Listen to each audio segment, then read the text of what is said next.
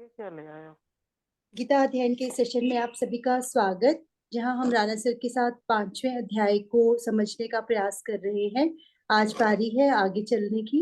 Sir को प्रणाम और निवेदन कि आज के सेशन की शुरुआत करें। ओम वसुदेव सुतं देवं कंसचाणूरमर्दनं देवकी परमानंदं कृष्णं वंदे जगद्गुरुं। सभी को बहुत बहुत प्रणाम। हम हमारी गीता जी को जानने की यात्रा जारी है और 5वें अध्याय के श्लोक नंबर 18 तक हम कर चुके हैं और 18वें श्लोक में भगवान जी ने बताया कि जो ज्ञानी जन एक विद्यावान और विनययुक्त ब्राह्मण में तथा गौ, हाथी, कुत्ते और चांडाल में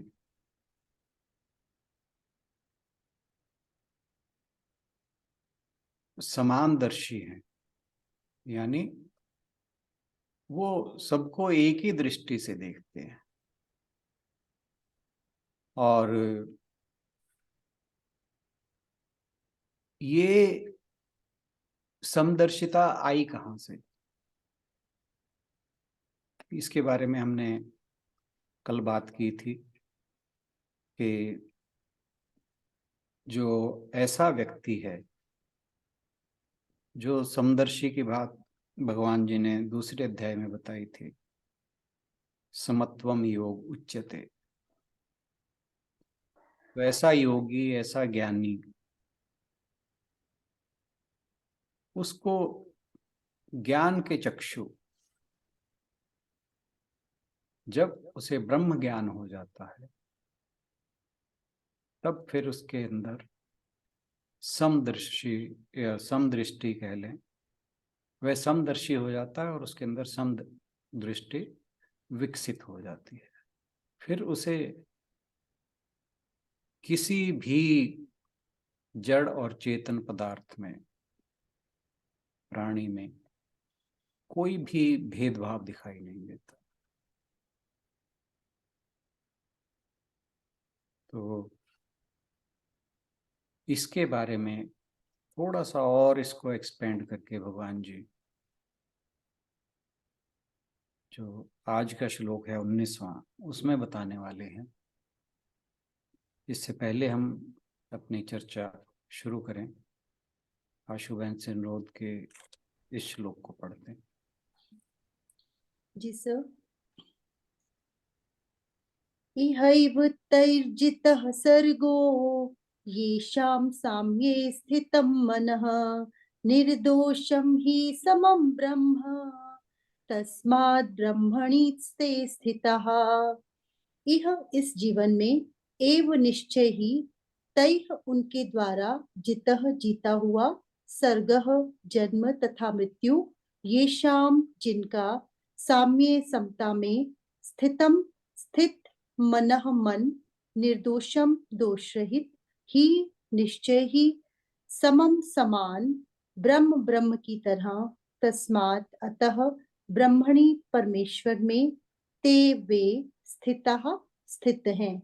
जिनके मन एकत्व तथा समता में स्थित हैं, उन्होंने जन्म तथा मृत्यु के बंधनों को पहले ही जीत लिया है।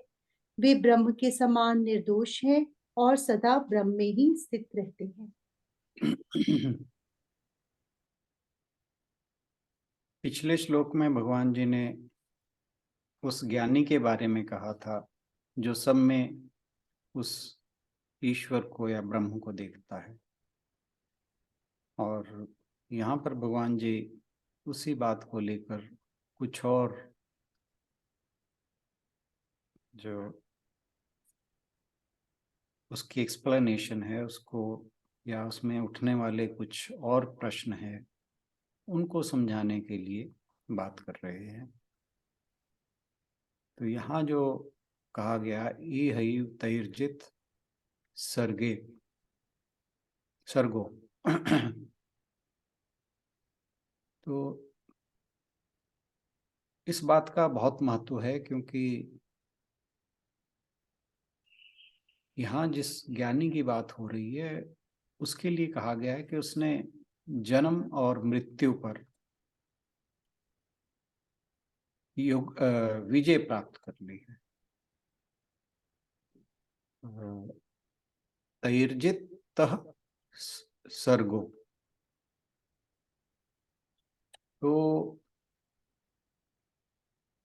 उसने ये कहिए कि संसार को जीत लिया है, जीते जी संसार को जीत लिया है।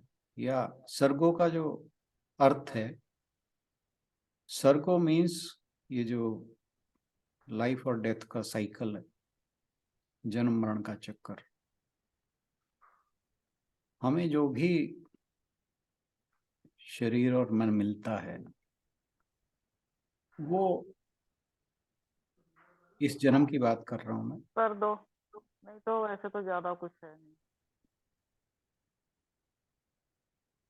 इस जन्म में जो हमें शरीर और मन मिलता है, या हमारा जो जन्म होता है इस शरीर और मन के साथ, वो आप जानते हैं कि वो हमारे पूर्व जन्मों के कर्मों के सिद्धांत के अनुसार हमारे किए गए कर्मों का फल है।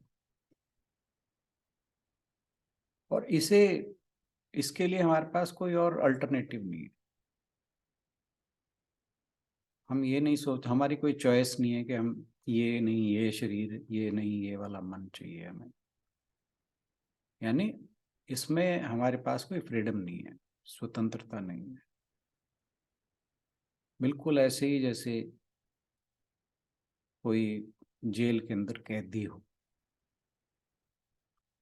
उसे जेल में डाल दिया जाता है पर वो बाहर नहीं आ सकता, वो वहाँ मुक्त नहीं है, फ्री नहीं है। तो हमारा जन्म बिल्कुल उसी तरह का है। इस संसार रूपी जेल में हमने जो कुछ भी, अब जेल में जो कैदी होता है वो तो किसी अपराध के फलस्वरूप आता है, तो हमने भी कुछ ना कुछ किया है, उसी के फलस्वरूप हमें यह इस संसार में जो जिस तरह का हमारा जीवन है वो मिला है। तो जो हमारा जीवन है या हमारा जन्म है, वो उस कैदी की तरह हमने चुना नहीं है, वो हमारे पास आ गया है। क्यों आया है? हमारे जो पूर्व जन्मों के कर्म है। अब हर मनुष्य के लिए यह एक चैलेंज है कि वो इस तरह के जन्म का क्या करता है। जो उसे जन्म मिला है, इस जन्म में क्या वो जो जन्म मरण का चक्कर है जो बार बार मिलता है, क्या इसमें कुछ वो चेंज ला सकता है? तो वो चेंज इस श्लोक में कहा गया है वो तब आएगा जब एक कोई भी व्यक्ति उस ब्रह्म के साथ साक्षात्कार प्राप्त कर लेगा। यही इस श्लोक का सेंट्रल थीम है। क्योंकि अगर आप इस बात के लिए स्वतंत्र हो जाते हो, यानी आपको ये फ्रीडम मिल जाती है कि आप किस प्रकार का जन्म चुनते हो, तो वो कितना सुंदर होगा। आपकी अपनी चॉइस होगी कि मैं कैसा जन्म चाहता हूँ।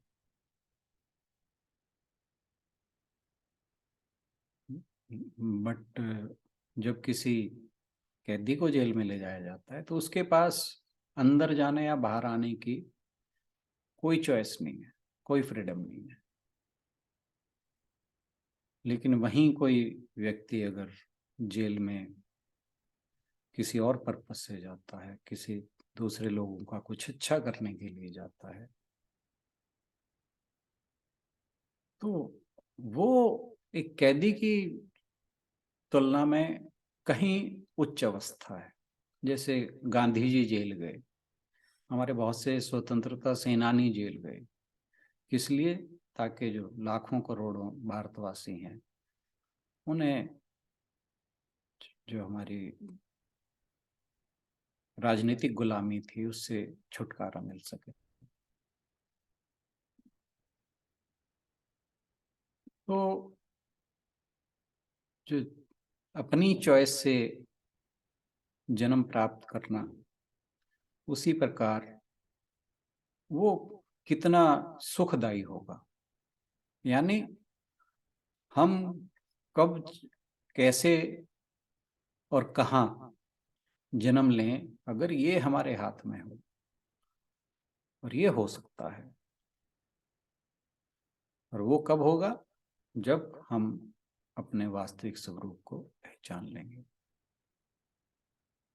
तो इस श्लोक में यही कहा है कि जब आप उस शाश्वत तत्व को पाने के लिए, जानने के लिए संघर्ष करते हैं और इस जन्म मरण की जो चक्र है उससे छूटने के लिए प्रयास करते हैं,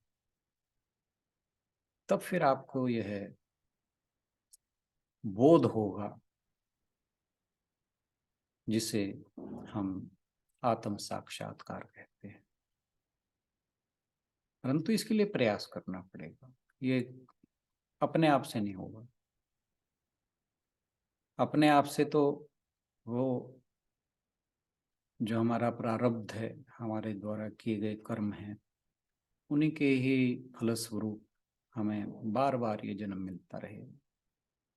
लेकिन अगर हम ब्रह्म का साक्षात्कार कर लेते हैं, अपने स्वरूप को पहचान जाते हैं, उसका ज्ञान प्राप्त हो जाता है, फिर इस चक्कर से हम मुक्त हो सकते हैं।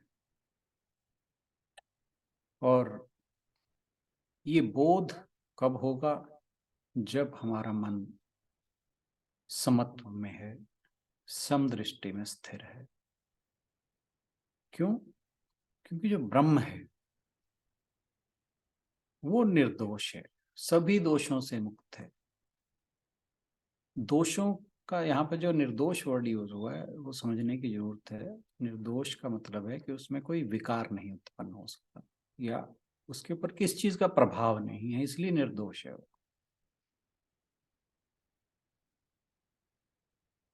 तो जो परम चैतन्य है वो दोषों से मुक्त है और सभी के अंदर समान है।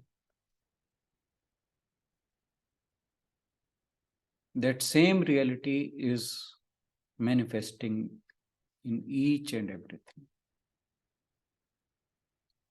ब्रह्म सम है, समान है, सब में समान है। और जो इस सत्य को जान लेते हैं वे ब्रह्म में ही स्थित हैं, ब्रह्म में ही विद्यमान हैं। जब हम एक खराब कांच के थ्रू चीजों को देखते हैं तो उसमें चीजें, कोई भी चीज, कोई भी वस्तु है या किसी का बिंब है, प्रतिबिंब है, वो विकृत दिखाई देता है, उसमें विकार दिखाई देता है, टेढ़ा मेढ़ा चीज। कोई मान लीजिए हमने विंडो ग्लास लगा रखा है, उसमें कुछ मतलब कुछ गड़बड़ है उसके अंदर, मान लीजिए उसके अंदर कोई मैन्युफैक्चरिंग डिफेक्ट है, तो जो सामने का घर है या पेड़ पौधे हैं वो टेढ़े मेढ़े दिखाई देंगे। You must have noticed. तो लेकिन जब एक साफ, बिल्कुल विकार रहित, डिफेक्ट रहित कांच के थ्रू हम कुछ देखते हैं तो वो जैसा है वैसा ही दिखाई देता है। फिर हमारे सामने जो चीज है उसमें हमें कोई चेंज नहीं दिखाई देता, उसके अंदर उसके जो वास्तविक रूप है उसे देखने में हमें कोई बाधा नहीं दिखाई देती। यानी एक साफ और डिफेक्ट बिना डिफेक्ट का जो कांच है वो हमारी जो चीजों को देखने की क्षमता है उसमें कोई बाधा नहीं डालता। ऐसे ही जो मनुष्य का मन है वो एक चश्मे के जैसा है। जब एक मन चंचल है तो उसे बाहर की चीजों में ज्यादा इंटरेस्ट रहता है। जो चंचल मन है उसकी दृष्टि बाह्य है, उसका जो वृत्ति है वो बाह्य वृत्ति है। लेकिन एक बैलेंस्ड माइंड जो है, संतुलित मन, वो उसकी दृष्टि अपने अंतःकरण की ओर है और वो उस अंतःकरण में अपने स्वरूप को देखने में सक्षम हो जाता है। जैसे ब्रह्म सब में समान है, तो ऐसे ही ये जो हमारे अंदर का शुद्ध चैतन्य है, प्योर कॉन्शियसनेस, ये भी ऐसे ही विकार रहित है।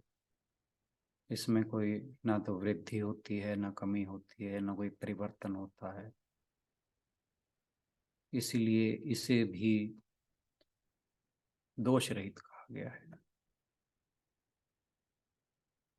जिन लोगों के मन में समता हो गई है, जिन्होंने समत्व को प्राप्त कर लिया है, वे इस परम चैतन्य या ब्रह्म को जानने में या पहचानने में सक्षम हो जाते हैं। और यह ज्ञान, इस ब्रह्म को जानने का ज्ञान, एक बार जिसे हो जाता है फिर ये स्थायी हो जाता है। आप एक चीज देखिए कि जब हम, सपोज कीजिए कि हम गीता जी के श्लोकों की ही बात करें, आप इन्हें जब बार बार रिवाइज करते रहते हैं तो आपके मेमोरी में ये बने रहते हैं। लेकिन आप मान लीजिए इसे महीना 2 महीना के लिए रिवाइज करना छोड़ दें, तो मान लीजिए आपने 20 श्लोक याद कर लिए, तो कुछ दिनों बाद या कुछ महीनों बाद आप उसको दोबारा अगर रिकलेक्ट करना चाहें तो आप हो सकता है उनमें से आधे भूल जाएं। तो यह जो ज्ञान है जिसे हमने अपने दिमाग के द्वारा प्राप्त किया है, वह अस्थाई है। It cannot remain with us forever unless we keep on revising it. लेकिन हमारे जो वास्तविक स्वरूप का ज्ञान है, एक बार अगर ये हो गया तो फिर ये वो ज्ञान नहीं है कि जो विस्मृत हो जाए। ये एक बात प्राप्त हो गया अगर, तो फिर ये स्थायी है, फिर इसमें किसी प्रकार की बाधा नहीं आती। तो जिनके मन में समता आ गई, ये मीन्स इसी जीवन में उसने सारी सृष्टि पर विजय प्राप्त कर ली। जो रागों की बात हमने की ना, सर्गों की बात की थी, जहां विषमता है वहां पर राग द्वेष शुरू होगा, क्योंकि विषमता के अंदर राग द्वेष रहते हैं और समता के अंदर राग द्वेष नहीं रहते। यदि आप लाभ हानि में समता, सुख दुख में समता, जय पराजय में समता, इन सब में अगर आप समता रखकर अपने मन को संतुलित रखते हैं, तो संसार में कोई भी परिवर्तन, कुछ भी हो जाए, कैसी भी परिस्थिति आपके सामने आ जाए, वो आपको प्रभावित नहीं कर सकते। जैसे आप, एक बड़ी एग्जाम्पल थोड़ी ऐसी है, नेगेटिव सी है, बट वर्थ मेंशनिंग हियर कि जो लोग जुआ खेलते हैं, अगर आपने सुना, देखा, पढ़ा होगा, तो वो हारें या जीतें, जुआ खेलना नहीं छोड़ते। अगर मान लीजिए आज कोई हार गया, तो वो कल आएगा और कहेगा कि मैं कल जो हारा था आज जीत के जाऊंगा, या आज जीत गया तो कल हार गया, उसे कोई परेशानी नहीं होती। तो जो जुआरी है, जुआ खेलने वाले हैं या सट्टा खेलने वाले हैं, आपने कभी नहीं देखा होगा कि वो एक बार खेले और फिर हटे। रोज ना जाने कितने पैसे वो हार जाते हैं और रोज पता नहीं कितने जीत जाते हैं। और संभाव में रहते हैं इस बात को लेकर, ज्यादा परेशान नहीं होते। ये है कि आज हार गया, कोई नहीं, कल जीत लेंगे।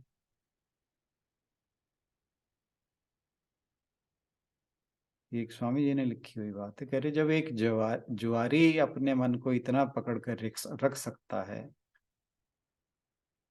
तो हमारे जैसे साधक जो हैं या जिज्ञासु जो हैं,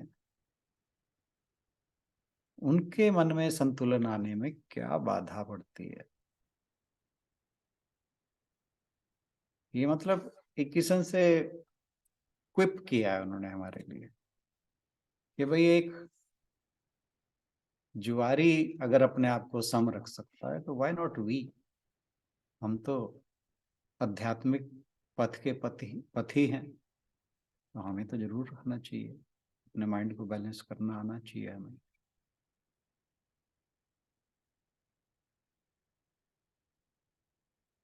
और ये हमारी लाइफ के लिए जरूरी भी है।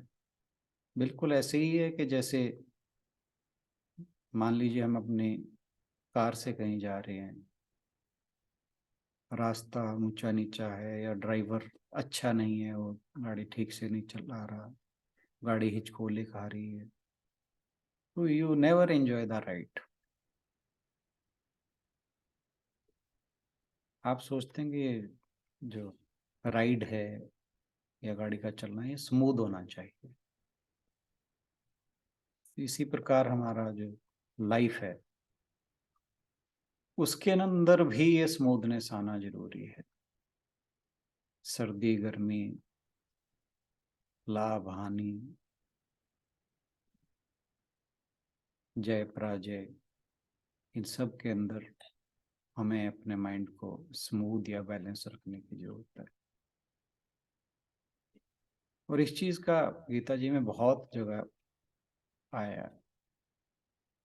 समत्व के लिए तो हर चैप्टर में कुछ ना कुछ आ रहा है। और शुरुआत आपको ध्यान होगा सेकेंड चैप्टर में, एक श्लोक में शेयर कर देता हूँ, बाकी आप खुद चेक करना। मात्रा स्पर्शास्तु कौन्तेय शीतोष्ण सुख दुखदा आगमा पाइनो नित्याता तितिक्षस्व भारतम।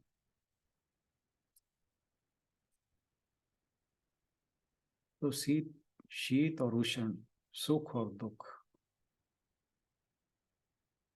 अर्जुन जी भगवान जी अर्जुन से कहते हैं कि ये आने जाने वाले हैं, इन्हें सहना सीखो, इन्हें सहना, धैर्यपूर्वक सहना सीखो।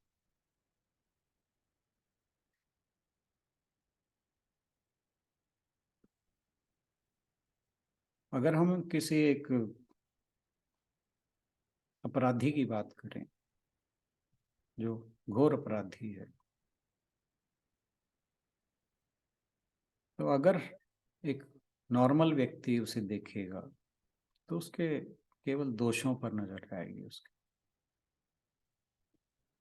लेकिन जो ज्ञानी है वो एक ऐसे अपराधी में जो डेडेड क्रिमिनल है और एक संत में उनकी सेम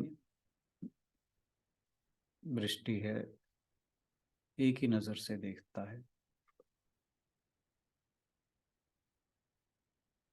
तो इसमें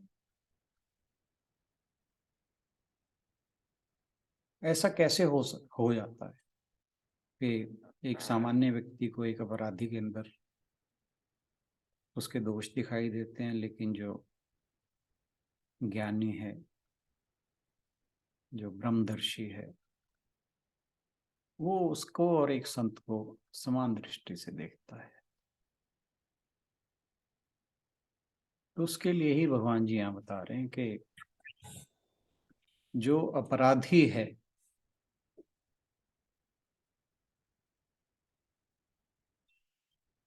उसके जो स्वभाव है उसके अंदर दोष है, लेकिन जो उसके भीतर का चैतन्य है उसमें तो कोई दोष नहीं है, वो दोष रहित है। तो इसलिए जो ज्ञानी है वो उस अपराधी के दोष की बजाय उसके अंदर बैठे जो ब्रह्म है, जो ईश्वरीय शक्ति है, ईश्वरीय ज्योति है, वो उसे देखता है।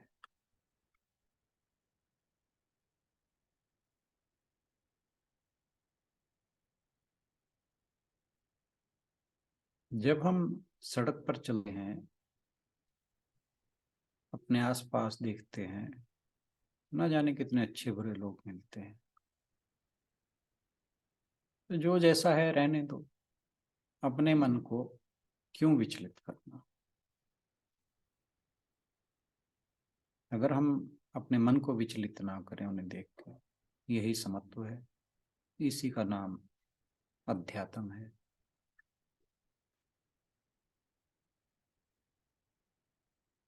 तो यहाँ जो संसार को जीत लेने की बात हुई है, या जन्म मरण के सर्गो जिस वर्ड की बात हुई है,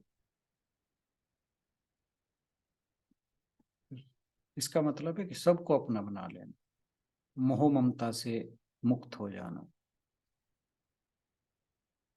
सांसारिक विकारों को अपने वश में कर लेना, अपने अधीन कर लेना। और ये अगर हमारी समदृष्टि है, हम सबको एक ही नजर से देखते हैं, तो हमारे लिए जो इतना मुश्किल काम है वो बड़ा सरल हो जाता है। अगर हम सबको एक ही नजर से देखें, फिर हमें जो द्वंद्व हैं वो हमें परेशान नहीं करते,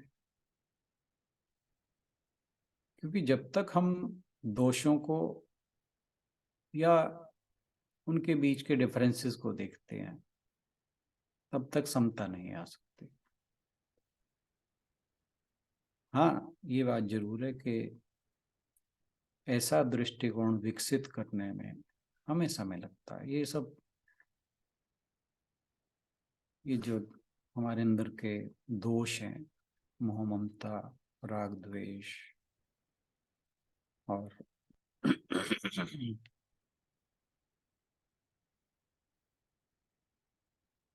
जितने भी ये दोष हमें समत्व से दूर ले जाने वाले हैं, ये सब एकदम से नहीं छूटते। हम यानी एकदम से निर्दोष नहीं हो सकते। हम उस निर्दोष होने की अवस्था तक धीरे धीरे चल जरूर सकते हैं, उसे पहुंचने में टाइम लगेगा, क्योंकि परफेक्ट तो देखिए केवल और केवल ईश्वर है, पूर्णतया निर्दोष तो केवल ब्रह्म है। हमारी जो यात्रा है वो अपने दोषों को कम करने की है, उस निर्दोष होने तक की यात्रा है। तो जो सभी में ब्रह्म को देखता है और उसी में ही स्थित रहने का प्रयास करता है, अभी नहीं भी हुआ ब्रह्म का साक्षात्कार, तो केवल तो एटलीस्ट प्रयास तो कर रहा है। तो ऐसा व्यक्ति धीरे धीरे दोषों से छूट जाता है। तो समत्व के लिए सबसे जरूरी है कि हम लोगों में दोष न देखें और उनमें भेद ना करें। और एक ये घृणा करना, ये सबसे बड़ा दोष है।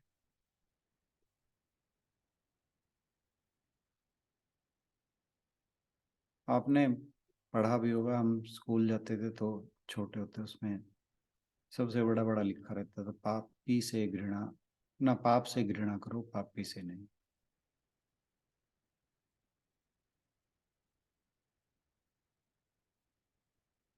तो अगर घृणा करनी ही है तो स्वयं के दोषों से करो। दूसरे से घृणा करना पाप है।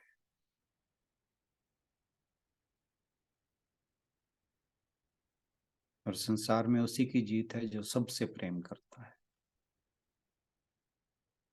क्योंकि जैसा पिछले श्लोक में कहा था कि जो ज्ञानी है वो विनय युक्त और विद्यावान ब्राह्मण, गौ, आदमी। तो दोष जो है किसी पशु में नहीं है, किसी चांडाल में नहीं है, किसी पापी में नहीं है।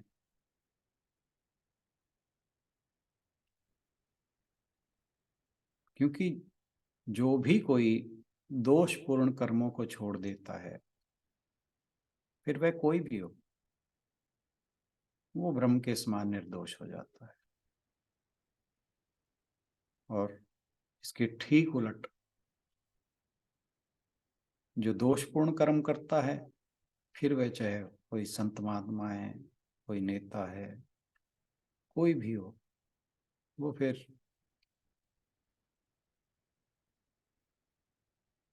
उसका पतन होना स्वाभाविक है।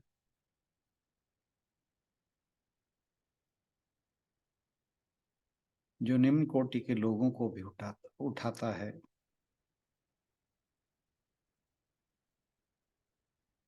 वो उसे ही ऊंचा मानना चाहिए।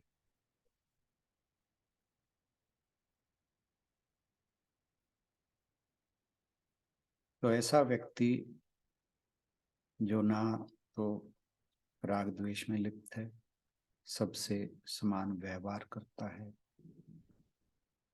और अपने दृष्टिकोण में कोई भेदभाव नहीं रखता, सदा समभाव में रहता है, वो सदा ब्रह्म में वास करता है। और ऐसे जो व्यक्ति हैं, नारी और पुरुष कोई भी हो, उनका आचरण ही जो है वो धर्म की परिभाषा हो जाता है।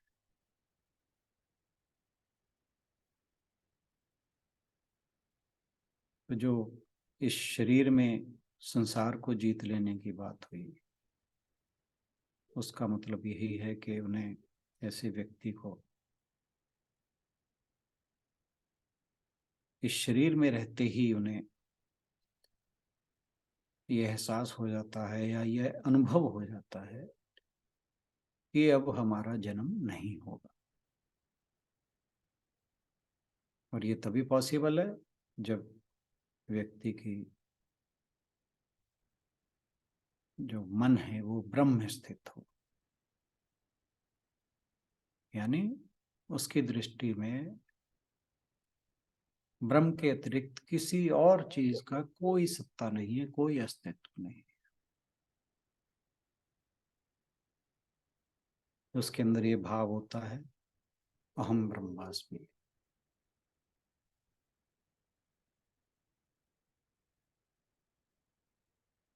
तो जो दोषों से घिरा रहता है, विषमता बढ़ाता है, वो सदा हारता है। और जो दोषों को हटाता है तथा ममता का भाव हटाता है, वो कहीं ना तो हारता, ना भयभीत होता, ना ही नीचा देखता, और ना ही वो ब्रह्म से कहीं कभी दूर होता।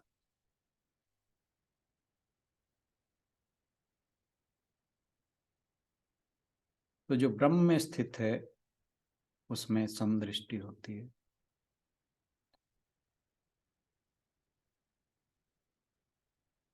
वेद व्यास जी कहते हैं कि जब मनुष्य प्राणी मात्र के प्रति अमंगल की भावना नहीं करता तथा समदर्शी हो जाता है, तब उसके लिए सारी दिशाएं मंगलमय हो जाती है। तो संसार की वास्तविकता का पता लगना ही जीवन मुक्ति है।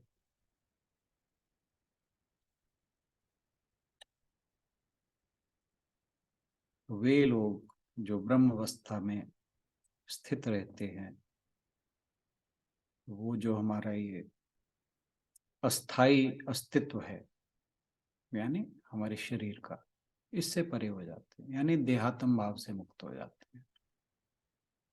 तो इस संसार में रहते हुए भी इसकी जो सीमाएं हैं उससे बंधे नहीं है। तो जब किसी का मन उस ब्रह्म में या दिव्य चेतना में स्थित हो जाता है, फिर वो शारीरिक सुख, उनकी आसक्ति या दुखों का अनुभव, इन सब से परे हो जाता है, यानी सुख दुख इन सब से परे हो जाता है। और ये जो समदृष्टि है, ये हम पहले भी पढ़ चुके हैं कि कामनाओं का त्याग करने के बाद ही प्राप्त होती है। और जब ये समदृष्टि प्राप्त हो जाती है, फिर मनुष्य का आचरण भगवान के समान हो जाता है।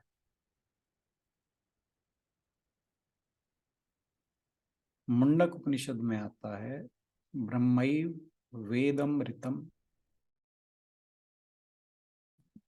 पुरस्तात् ब्रह्म पश्चात ब्रह्म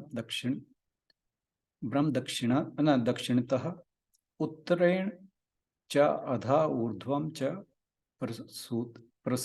प्रसृतम इदम विश्वम वरिष्ठम ब्रह्म। कि यह जो प्रकट ब्रह्मांड है, जो कुछ भी ये पूरा कॉस्मोस है, ये कुछ नहीं बल्कि केवल ब्रह्म है। इस ब्रह्मांड की जितनी भी वस्तुएं और प्राणी हैं वो सब नश्वर हैं, लेकिन ये ना इदम अमृतम, यह अमर है, अमृत स्वरूप है ब्रह्म। इदम अमृतम ब्रह्म। और ब्रह्म पुरस्तात्, तो इसका मतलब है कि ब्रह्म ही सामने है, ब्रह्म पश्चात, ब्रह्म ही पीछे है, दक्षिणतः के दक्षिण दिशा में, उत्तरेण च उत्तर दिशा में, अधः नीचे, ऊर्ध्वम ऊपर, और च प्रसरितम, कि ये हर तरफ फैलता है, इसका प्रसार हर तरफ है। इदम विश्वम वरिष्ठम ब्रह्मैव। तो ये संपूर्ण ब्रह्मांड और कुछ नहीं बल्कि परम पूजनीय ब्रह्म है। तो जिस ब्रह्म की बात हो रही है वो क्या है, यह मुंडक उपनिषद में बताया गया है कि यह सब कुछ जो अमृत स्वरूप है, ये ब्रह्म ही है, इसके अतिरिक्त कुछ नहीं। ब्रह्म ही हमारे सम्मुख है, ब्रह्म ही हमारे पीछे है, हमारे दक्षिण में, हमारे उत्तर में, हमारे नीचे, हमारे ऊपर, यह सब जगह व्याप्त है। और ये संपूर्ण विश्व या ब्रह्मांड केवल ब्रह्म ही है।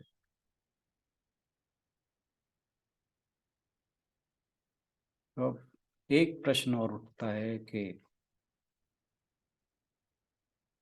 यह ब्रह्म कब और कैसे प्राप्त होगा, कितना समय लगेगा, कितनी दूर है।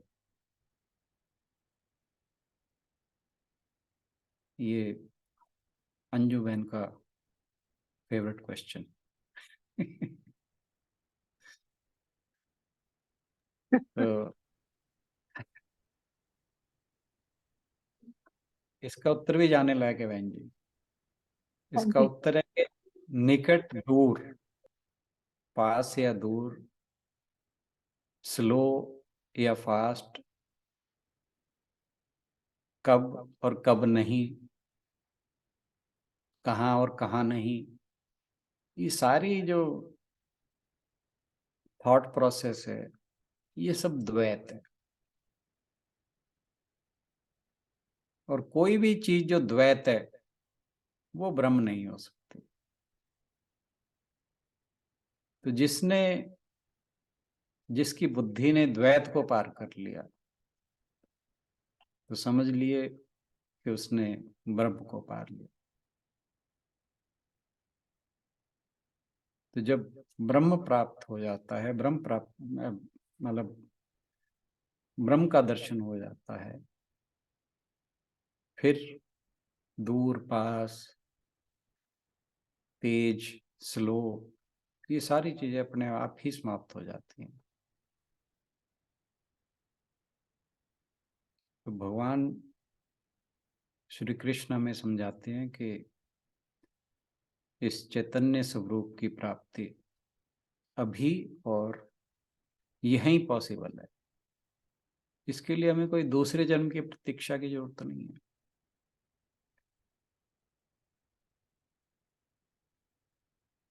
अगर हम कर्मयोग का अनुसरण करते रहें, अपने मन को शुद्ध करते रहें और मन को स्थिर कर लें, समत्व इसमें विकसित कर लें,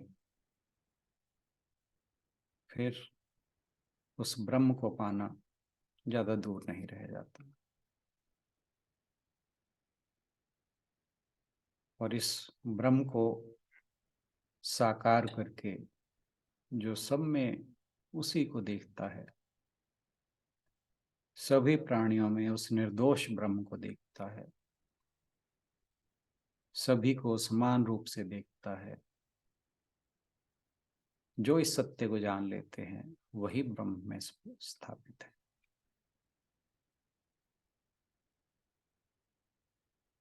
हम सब एक दूसरे से अलग शरीर में स्थापित हैं,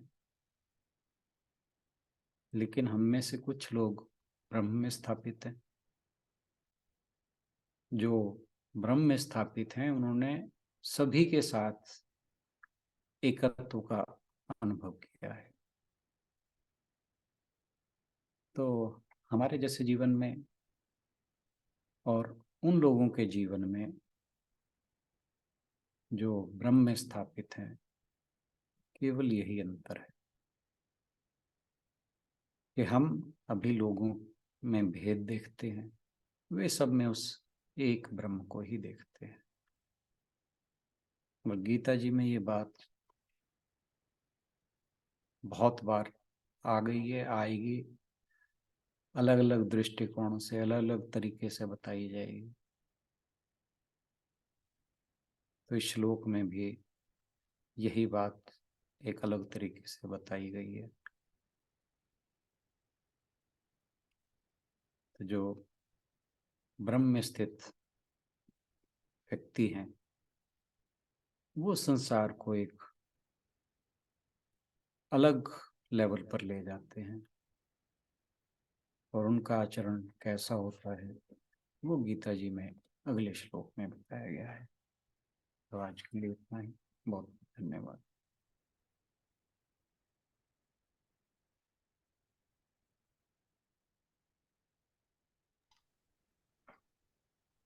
आज के इस व्याख्या के लिए राणा सर का बहुत बहुत धन्यवाद। यदि कोई अपनी बात रखना चाहे या कुछ पूछना चाहे तो आपका स्वागत है। आज का या फिर कल का जो श्लोक था, दोनों ही बहुत इम्पोर्टेंट श्लोक थे, सभी इम्पोर्टेंट हैं।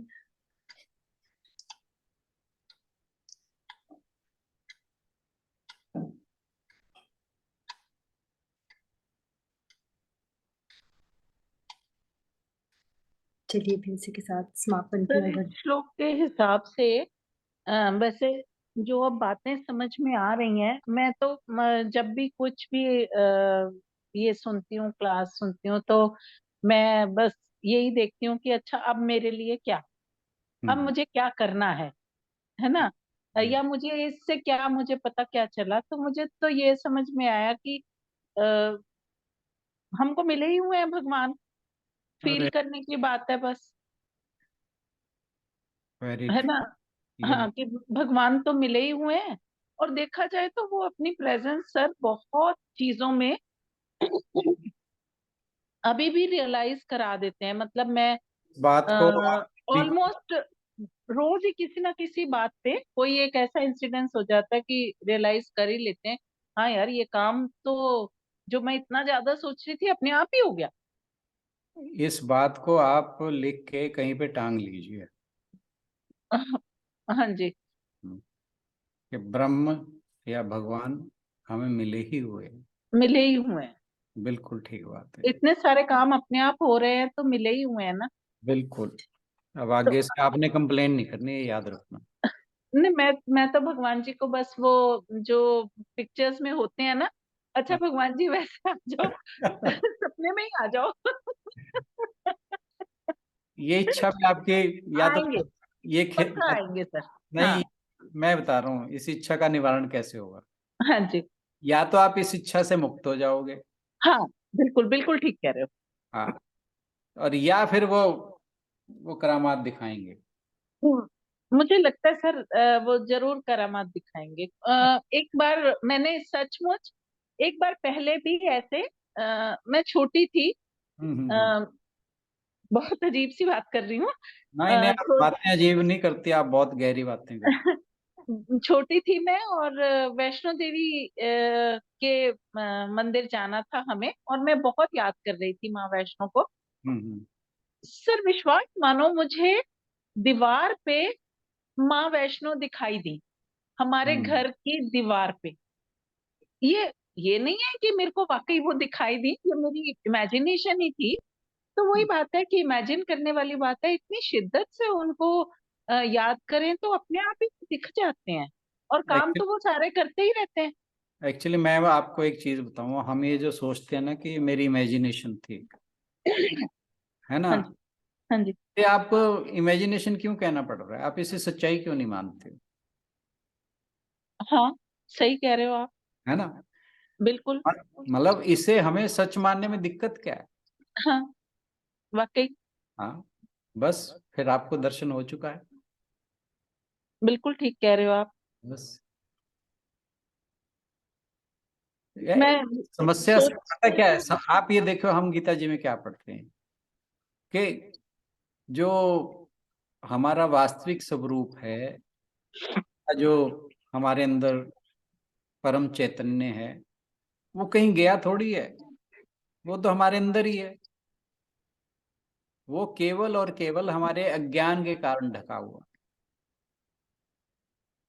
तो वो सर कहीं। अब एक और मेरे दिमाग में अब ये जो बात है कि मुझे दीवार पे दिखा, शायद मेरी इमेजिनेशन थी। अब ये इमेजिनेशन को आप इसे अज्ञान समझ लो, उसे इमेजिनेशन वर्ड हटा दो तो वही रियलिटी है।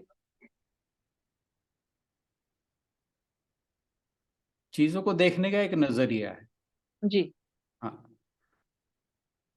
तो ईश्वर तो हमें हर समय दिखता है, बस ये कि हमारी अपनी आंखें बंद हैं। हाँ जी।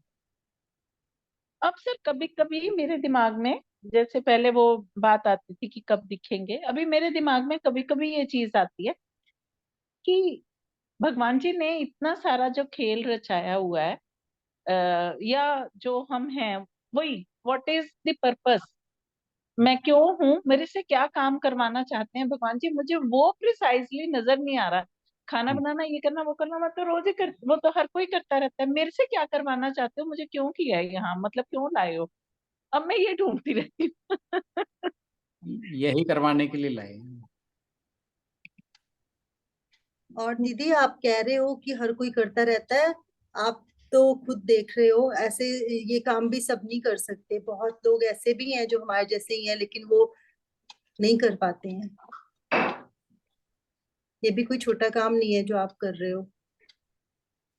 अच्छा, यही तो सारे लोग करते हैं, मैं कुछ अलग नहीं कर रही हूँ, सभी लोग ये करते हैं। बट मुझे नहीं, अगर आप लाए हो तो क्यों लाए हो? मुझे मेरा एक स्पेसिफिक एक, मुझे बताओ तो सही, मैं क्या कर रही हूँ, क्यों कर रही हूँ, और जो मेरा है, जिस लिए मेरे को यहाँ रखा हुआ है, वो मुझे बताओ। मैं अभी बहुत अब बार अपने आप से भी प्रश्न करती हूँ, भगवान जी से भी करती हूँ कि भगवान मेरे को एक मतलब हटाओ ये जो धुंध सी है मेरे दिमाग जो रखी हुई है आगे, क्यों है? ये तो सबको ही करते हैं ना, खाना बनाना, खाना खाना मैं तो। कोशिश करता हूँ इन धुंध को हाँ हटाने की। जी, हाँ जी।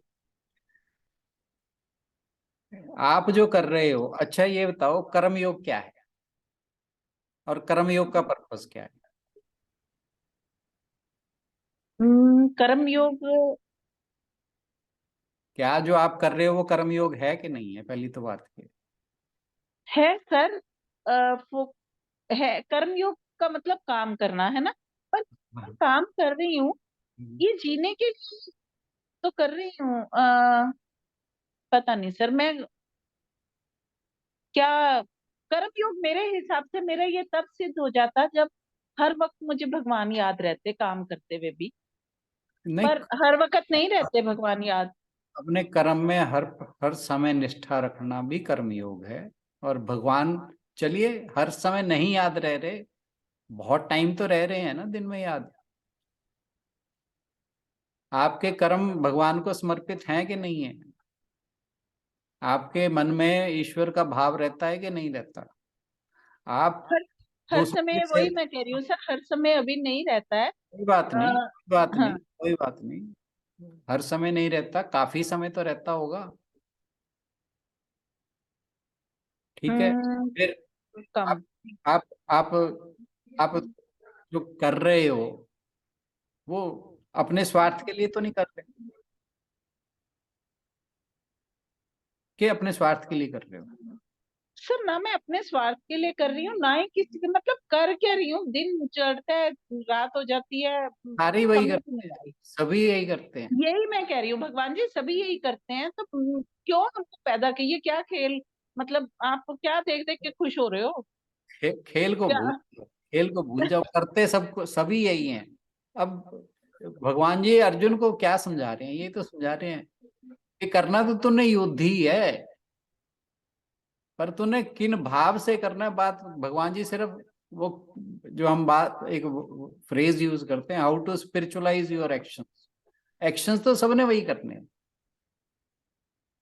हम्म। लेकिन उस उन एक्शंस को कुछ लोग कर्मयोग के तरीके से करेंगे, कुछ अज्ञानी की तरह करेंगे। आप अगर कर्मयोग के तरीके से कर रहे हो तो धीरे धीरे आप उस ब्रह्म को पाने के लिए हकदार होते जा रहे हो। करना जी। तो वही कुछ है जो कर रहे हो आप। करना कुछ, you have not to do anything different to realise God. उसके लिए कुछ अलग नहीं करना। जो अ, एक गृहस्थ के लिए बताया गया है ना ब्रह्म को प्राप्त करने का तरीका, उसमें ये नहीं कि आपने कुछ सब कुछ छोड़ छाड़ के बैठ जाना है और आंखें बंद करके समाधि लगा लेनी है, ऐसा कुछ नहीं है। आप जैसा जो कर रहे हो वही करते रहो। वो किस तरीके से करना है वो भगवान जी बता रहे हैं, और उस तरीके से करते रहोगे। आप खुद ही अगर कर रहे हो तभी आपको अपने लाइफ में चेंजेस फील हो रहे हैं, इसका यही मतलब है कि you are on the right path. हाँ जी। और फिर गड़बड़ कहाँ है, फिर क्यों परेशान होते हो? हाँ मैं, आप जब हर रोज एक श्लोक को सुन के सोचते हो कि मेरे लिए ये कहाँ एप्लीकेबल है, तो फिर हाँ ये ये है ना। जरूर, ये पक्का आता है कि हाँ इस श्लोक ने जो बताया है, मैंने कैसे इसके साथ आगे चलना है, ये तो मेरे दिमाग में पक्का आता है कि इसके साथ मैं कहाँ हूँ तो आप इसमें। मैं आप कहाँ फिट हो रही हूँ? आप फिर नोट करते रहा करो बहुत सी चीजें, इसका मतलब आप मिस कर जाते हो, क्योंकि हर चीज आ रही है पिछले सेकंड चैप्टर से, जहां आपको क्लियर होता जाए कि हाँ मैं मेरे से क्या हो रहा है। ठीक। और सर आज का श्लोक तो पूरा ही मैसेज दे ही रहा है ये। और फिर हम लोगों को तो नहीं सोचना चाहिए दीदी शायद ये, क्योंकि बाकी चीजें तो अपने हिसाब से होती रहेंगी, लेकिन हमारा तो आप कह रहे हो क्यों आए हैं, गीता पढ़ने के लिए आए हैं ना, भगवान जी को जानने के लिए आए हैं, वही तो कहा है। अभी हमें जो ग्रुप हम इकट्ठे बैठे हुए हैं, तो ये भी तो जैसे सर ने कहा था कि हम अपने हिसाब से सारी चीजें चुन सकते हैं, चॉइस होती है हमारे पास, ये भी तो कहीं ना कहीं रही होगी। तभी हमारा ऐसे भगवान ने ही बनाया ना, जो भी ये ग्रुप बनाया या जैसे भी हुआ ये सब। तो ऐसे ही अभी तो यही एम होना चाहिए कि जो हम कर रहे हैं वो ठीक रास्ते पे चल रहे हैं और उसी की ओर बढ़ना है आगे। ये भी तो सभी को ही मौका नहीं मिलता। जैसे कल भी अब सुनीता जी भी कह रहे थे कि कई बार हमें लगता है कि हमने कुछ नहीं किया, बट जब हम उन्हें देखते हैं कि जो हमारे से भी ज्यादा एज के हैं और अभी भी लगता है कि वो डिस्टर्ब होते हैं और उन बातों को लेके हम नहीं होते, तो एक अच्छी फीलिंग तो आती है ना हमें। आपको लग रहा है कि ये नॉर्मल चीजें हैं, लेकिन शायद ये नॉर्मल नहीं है। जो लोग बीमार पड़े हैं शायद या नहीं, कितनी सारी चीजें। शायद वर्ड नहीं, 100% ये नॉर्मल नहीं है। हम्म, इसमें परहैप्स वर्ड नहीं आएगा। हम्म, हम्म। हमारी life 100% is different from others. हाँ कितनी है, मैं इस बात पर बहस नहीं कर, हम कितने आगे बढ़ चुके हैं ये भी मतलब बहस का विषय नहीं है, बट वी आर डिफरेंट। भगवान ने हमें अलग तो बना दिया, उसने हमें चुन तो लिया है, किसी अलग पर्पस के लिए चुन लिया, that you must be sure about. जी। ठीक है ना? अब ठीक है। कितना आगे बढ़े हैं, चलो इसके ऊपर हम ज्यादा ध्यान नहीं देते, अपनी कोशिश जारी रखो, बाकी सब जो भगवान। जो यहाँ तक लेके आया वो आगे भी ले जाएगा इसमें। गीतांजलि बहन कुछ कहना चाह रही है। Hariom sir, Hariom everyone. Sir इसी डिस्कशन के ऊपर मुझे वो श्लोक की व्याख्या याद आ रही है जिसमें ये कहा गया है कि हम जो है एक यज्ञ का हिस्सा है ना, ब्रह्म रूपी एक यज्ञ हो रहा है। तो इसमें जो भी सामग्री यूज हो रही है वो भी ब्रह्म है, जो कर रहे हैं जिसके द्वारा हो रहा है वो सब ब्रह्म है। तो मुझे लगता नहीं इसमें कोई संशय कि हम यहाँ क्यों हैं। बिल्कुल। तो पर्पस तो पता ही है कि हम अगर परिवार के लिए कुछ कर रहे हैं तो उनकी सेवा कर रहे हैं। तो मे बी हमारा अभी इस जन्म का पर्पस वहीं तक है, not at the large scale. अगर हम दूसरों को देखें, जैसे लोग बहुत ज्यादा मतलब सोसाइटी को बहुत ज्यादा देते हैं कुछ, तो मे बी अभी हम में वो कैलिबर नहीं है इतना। आप चाह के भी कई बार हम रुक जाते हैं या नहीं कर पाते हैं, वो हिम्मत नहीं जुटा पाते या करेज नहीं जुटा पाते। तो ये भी भगवान का ही कोई प्लान होगा। क्या पता आप उस दशा से आगे जा चुके हो, लाग चुके क्वाइट पॉसिबल। हो। जी सर। स्टेज है हर किसी की, क्योंकि एग्जैक्ट। मैं एक स्टेज पर जाकर उसे भी ट्रांसेंड करना है। जी सर। जो हम कहते हैं ना कि हमें मोक्ष की प्राप्ति है, मोक्ष ही, हालांकि हमारे शास्त्र भी कहते हैं या शंकराचार्य जी ने कहा है कि मोक्ष की इच्छा जो है वो कोई इच्छा से कंपेयर नहीं होना चाहिए उसको। लेकिन जब आपका आत्म साक्षात्कार हो जाता है, फिर वो इच्छा भी जाती रहती है, फिर उसे भी आप ट्रांसेंड कर जाते हैं। तो हमें ये सारी चीजों को एक लेवल पर जाकर हर चीज हमसे छूट जाएगी, केवल और केवल जो रहेगा वो ब्रह्म रहेगा। वही स्वामी विवेकानंद वाली बात कि देर इज नथिंग एक्सेप्ट ब्रह्म।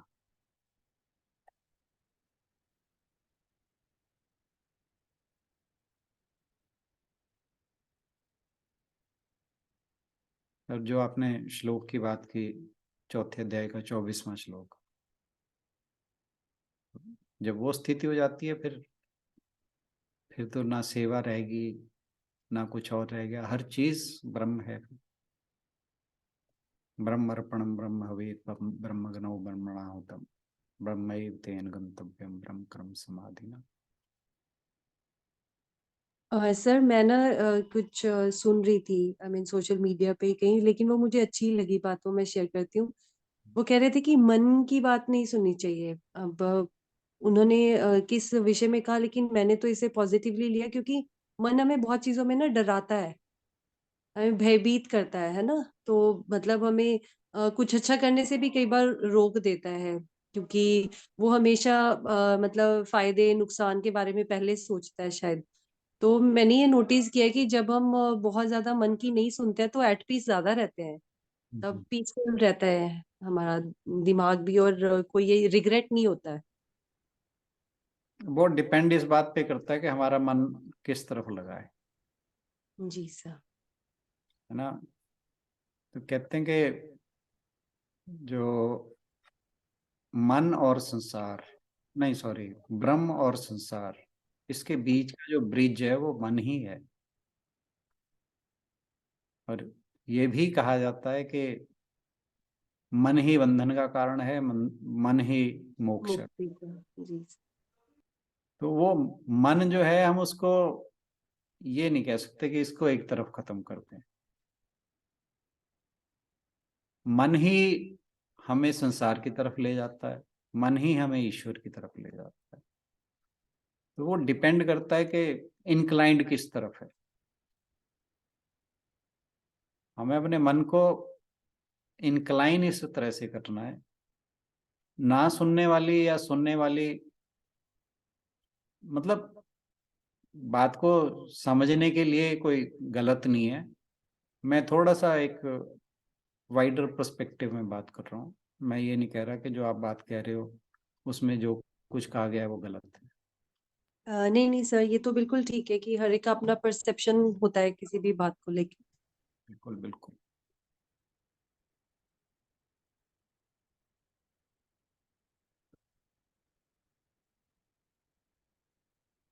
करें जी समापन, कि कुछ है अभी किसी को कुछ और कहना हो? लेट हो रहे थे, नहीं तो मैंने एक कहानी भी सुनानी थी इसके साथ।